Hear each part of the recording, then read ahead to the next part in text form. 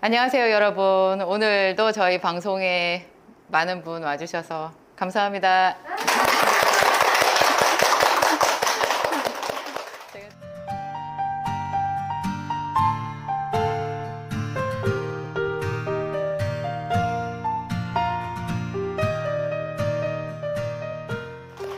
제가 좀 일하다가 와가지고 조금 지금 지쳤는데 잘 될지 모르겠어요.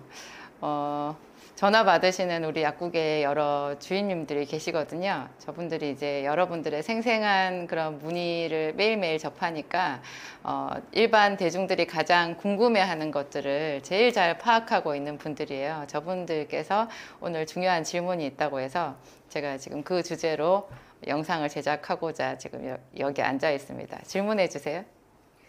네, 전화를 받다 보면 위염에 대해서 문의하시는 분들이 많은데요. 위염이 이름이 아주 많아가지고 그 위축성 위염이나 밀환성 위염, 표재성 위염, 또 장상피 화생 이런 이름들 우리가 잘 알지 못하는 그런 이름들이 아주 많아요. 그래서 그런 이름들 하고 또 위험하고 그 관리는 또 어떻게 하고 이런 거에 대해서 좀 자세히 말씀해 주시면 좋겠습니다. 네. 그렇죠. 병원에 가면 이런 병명을 얘기를 해주니까 병명으로 어떤 진단을 받는 순간 자기가 그 프레임 속에 갇히게 되는 것 같아요. 나는 장상피 화생이다. 엄청 걱정 많이 하시더라고요. 저도 상담하면서 장상피 화생 이거 위험되는 거라던데요. 이거 괜찮을까요? 그리고 생기산을 뭐 석 달 먹었는데 장상피 화생이 그냥 있던데요. 이렇게 말씀하시는 분도 있고, 뭐 10년 전에 위축성 위염 진단 받았다. 그럼 자기는 이제 죽을 때까지 자기는 위축성 위염 환자인 거예요. 그 틀 안에서 벗어나지를 못하시고, 요즘에 또 뭐 표재성, 만성 표재성 위염, 밀환성 위염 뭐 이런 이름들도 있어요. 대체로 이제 전체적으로 묶어보면은 장상표 화생을 빼고 나머지는 위염이라고 되어 있죠. 그러니까 위가 어딘가 좀 염증이 생겼고 위 기능이 정상이 되지 않은 거를 말해요. 근데 저는 대체로 이런 거의 모든 위염이요,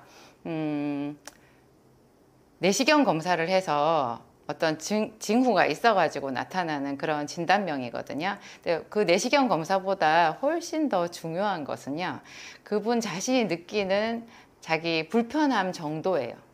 위염은 특히 그래요. 만약에 위암이면 좀 달라지죠. 위암이면 자기는 아무것도 못 느껴도 암이니까 큰일 나잖아요. 암이 아니라 그냥 위염이면 증상이 어떠냐에 따라서 모든 것이 결정이 돼요. 그래서 장상피 화생, 이건 위염은 아니지만 예를 들어서 장상피 화생이라고 해도 자기가 생활하는데 아무 지장이 없고 괜찮으면 잊어버리셔도 돼요. 저는 그거를 이렇게 생각해요. 마치 얼굴에 이만큼 기미가 하나 껴있는 거랑 똑같다고 생각해요. 증상에 아무런 불편함이 없잖아요. 여기 기미 껴있는 거 보기가 좀 이상하지. 그냥 외관상 그렇죠. 그러니까 위 속은 보이지를 않으니까 내시경으로 들여다봤을 때 그런 걸 하나 찾아낸 거예요. 그런데 자기가 평소 일상생활을 하고 음식을 소화시키고 하는데 아무런 이상이 없다면 그냥 조금 나이 들어서 생긴 그냥 쭈글쭈글 주름이 있는 정도다 이렇게 생각을 하시면 되고, 장상피 화생이 그렇고요. 그 다음에 다른 위염들도요, 이게 증상이 아주 심각하다, 나는 일상생활이 안 될 정도다 할 때 이게 그만큼 정도가 내 병의 깊이를 말해주는 거예요. 그래서 병원에서는 만성 위축성 위염이라고 했지만 내가 생활하는데 괜찮다 이러면 잊어버리셔도 돼요. 역류성 식도염 이런 거는 이제 또 좀 다르죠. 이거는 이제 위로 자꾸 역류를 하니까 괴롭다라고 많이 말씀하시는데, 역류성 식도염은 얘기가 너무 길어지니까 오늘 여기서는 다루지 않기로 하고요. 일단 위축성 위염 이렇게 얘기를 해보면, 위축되었다라는 거는 말 그대로 소심해졌다는 거예요. 위장이 위축된 거예요. 이렇게 위축된 거예요. 정말 위축성 위염 환자는요, 체구가 작아요. 위축성 위염인데 덩치가 클 수가 없어요. 왜냐하면 체격이 크다고 하면 잘 먹었다라는 뜻이거든요. 잘 먹고 그거를 하여튼 지방으로 축적했든지 음식을 잘 먹는다는 뜻인데, 체격이 큰 사람이 위축, 이거는 좀 이상한 거예요. 위가 위축되었다고 하면 위장에서부터 벌써 위가 위축이 되어 있으니까 잘 못 먹어요. 그래서 뚱뚱해봐야 평균 체중, 대부분 평균 체중 미만이에요. 그런 사람들은 이제 위가 많이 위축이 되어 있는데, 위축성 위염인 사람들한테 그것도 이제 제가 지금 말씀드리는 체중이 정상보다 약간 떨어지는 그런 사람들은 제가 정말 당부드리고 싶은 게 있어요. 병원 약 길게 먹지 마세요. 병원에서 주는 그 PPI라고 하는 위산 차단제 있잖아요. 그리고 제산제 이런 거를 먹을 때는 그 순간에 이제 위가 편해요. 그러니까 위축이 되었으니까 음식이 들어갔을 때 위장 안에서 제대로 된 위산 분비, 소화액 분비 이런 게 잘 안 되고 위장이 운동도 잘 안 하는 거거든요. 그게 위축이 된 거죠. 소화액 분비도 안 하고 운동도 안 해. 먹은 음식이 그냥 그대로 있어요. 어떤 사람은 이렇게 말해요. 저녁에 음식을 이만큼 먹었는데 다음날 아침에 일어났더니 이 위장 속에 음식이 그대로 썩은 것 같대요. 위 속에서 어젯밤에 먹은 음식이 내려가지도 않고 여기서 썩어버린 것 같아요. 그런 느낌 정말 끔찍한데요. 이런 사람들이 전형적인 위축성 위염이거든요. 병원에서 주는 그 위염에 처방하는 대부분의 약들이 안에 PPI라고 하는 게 들어있는데 그게 강력한 위산 차단제예요. 제가 아까 말씀드렸잖아요. 위축이 돼서 위산과 소화액이 다 분비가 잘 안 되는 사람이라고. 근데 그나마 이거를 더 차단을 해버리면 더 위축되는 거예요. 더 위축되는 거예요. 물론 이제 그거를 먹었을 때 단지 PPI만 처방을 하는 게 아니라 병원에서 억지로 위를 운동시키는 약도 또 다른 소화 효소제나 이런 여러 가지를 처방을 하니까 먹으면 우선 내려가는 것 같아. 속이 편한 것 같을 수는 있어요. 아, 이 약이 효과가 있구나 이런 생각이 들 수 있어요. 제산제 같은 거 그 안에 같이 들어있거든요. 산을 없애버리는 게 제산제잖아요. 산을 없애면 위장에서 십이지장으로 내려가는 거기에 유문이 있어요. 이게 딱 집게처럼 관략근으로 묶여져 있는데 위장 내부의 산이 재산이 돼버리잖아요. 없어지면 그거에 무슨 자동 밸브처럼 이게 열려요. 그래서 음식물이 내려가요. 그러니까 제산제는 소화가 됐든 안 됐든 안에 산이 없어져 버리면 유문이 열려서 내려가니까 자기는 일단 속은 편하죠. 그러니까 산이 제대로 나와서 제대로 그 위장에서 일어나는 모든 과정이 다 끝나면 본래 산이 없어지거든요. 그래서 산이 없어졌을 때 아래 유문이 열리게 되어 있는데 제산제를 먹으면 소화가 안 돼도 산이 없어져 버려서 유문이 열리는 거예요. 무슨 말인지 알겠죠? 제산제랑 또 위산을 차단하는 약이랑 위장을 운동시키는 약을 쓰면 누가 효과를 못 보겠어요? 다 보지. 그렇지만 그거는 응급약이에요. 정말 안 좋을 때 잠깐씩 쓰는 거지. 이렇게 원인적으로 봤을 때 위장이 기능이 위축되어 있는데 그런 식으로 처방이 되어 있는 병원 약을 한 달 먹고 2달 먹고 1년 먹고 이렇게 되면 정말 위가 말을 안 들어요. 그래서 그런 위축성 위염은 그런 방법으로 치료를 하시면 안 되고요. 위축성 위염인 사람들 중에서 운동하고 그다음에 소식을 하면서 이제 뭐가 소화가 잘 안 되는지 잘 알잖아요. 이제 소화가 잘 안 될 만한 음식은 피해야 돼요. 특별히 패스트푸드, 햄이나 치즈나 밀가루 음식이나 튀김, 뭐가 소화가 잘 안 되는지는 그분들 자신이 더 도통하실 거거든요. 그런 거 식이요법 좀 하고요. 그리고 위축성 위염인 사람들이 오히려 고기가 차라리 소화가 잘 돼요. 야채가 더 안 돼. 야채가 훨씬 더 어려워요.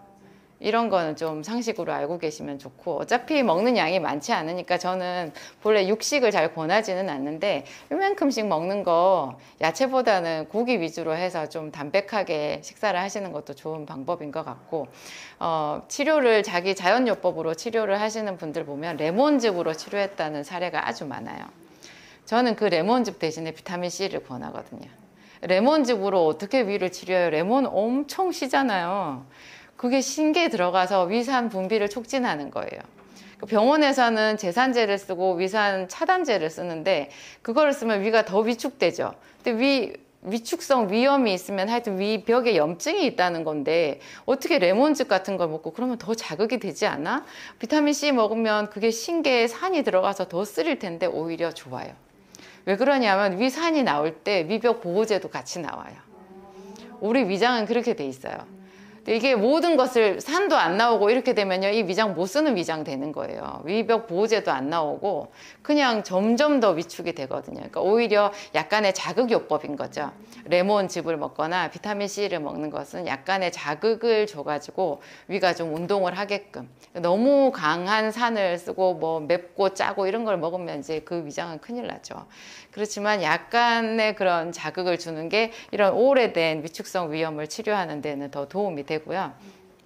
지금 제가 말씀드리는 것도 거의 생활이 힘들 정도로 힘든 사람들, 그런 분들이 이런 거 해보시라 그 뜻이고, 진단을 받았어도 자기는 괜찮다 하면 그냥 항상 내 위장이 약하니까 나는 음식을 좀 조금씩 먹어야지 하는 정도의 관리로 충분하고, 위축성 위염 환자라는 그 틀 안에 갇히지는 않으셔도 돼요. 미란성 위염이나 또 표재성 위염이라는 말이 있는데, 이거 뭐 이런 거라고 보시면 돼요. 길을 걸어가다가 탁 자빠졌어요. 그러면 까지죠. 위장이 까진 거예요. 그게 어떤 그 까진 모양이 어떤 식으로 돼 있느냐를 이렇게 의사들이 분류를 한 것에 불과해요. 그러니까 미란성 위염이나 그 뭐 표재성 위염이나 이거는 그냥 똑같은 상태에서 어떤 의사는 미란성 위염이라고 할 수도 있고 어떤 의사는 표재성 위염이라고 할 수도 있어요. 그러니까 분류를 따로 하는 게 그렇게 의미는 없어요. 왜냐하면 치료법은 똑같아요. 만성 위염이나 위축성 위염이나 미란성 위염, 표재성 위염이요, 전부 치료약이 똑같아요. 병원에서 처방하는 게. 여러분은 이해가 안 되시겠지만 제가 아까 말씀드린 PPI, 그러니까 위산을 차단하는 약, 제산제, 위장관 운동, 위장관 기능 조절제, 그러니까 운동 조절제죠. 이런 거 들어가는 거죠. 얼추 비슷해요. 그러니까 이거를 의사들이 어떻게 하냐면 환자가 뭐가 특별히 불편하다라고 하는 것에 약을 가지수를 늘려요. 가지수를 늘려요. 더 더부룩하다 하면 제산제 하나 더 쓰고, 예, 가스가 더 찬다 하면 또 가스 제거제 하나 넣고, 뭐 이런 식으로 대증요법인 거죠. 그러니까 여러분들 자신이 자기 몸을 그렇게 잘 관리하시면 됩니다. 운동하는 거 굉장히 도움이 많이 돼요. 우리가 생각할 때 내가 뭐 걷든지 뛰든지 하면 내 골격근만 운동하는 것 같고 심장만 뛰는 것 같잖아요. 이 몸이 운동할 때 내장도 다 같이 운동해요. 그래서 걷기를 많이 하면 변비 있는 사람들, 설사 있는 사람들, 변비가 있으면 장이 가만히 있는 거고, 설사를 하는 사람은 장이 지나치게 움직이는 거잖아요. 이게 조절이 돼요. 걷기를 하면. 그래서 설사도 치료되고 변비도 상당히 효과를 보거든요. 그리고 걸을 때 여러분 보셨어요? 방구 뿡뿡 나오는 거. 장이 막 운동을 하는 거예요. 그러니까 아시겠죠? 그러니까 적당히 가벼운, 제가 걷다가 뛰다가 하는 거 너무 좋다고 말씀드렸는데, 그 위장 운동에도 이런 걷보기에 우리가 걷다가 뛰다가 하는 운동, 스트레칭 이런 거 너무너무 많이 도움이 됩니다. 네. 도움이 되셨을까요? 네. 그러면 같이 고맙습니다.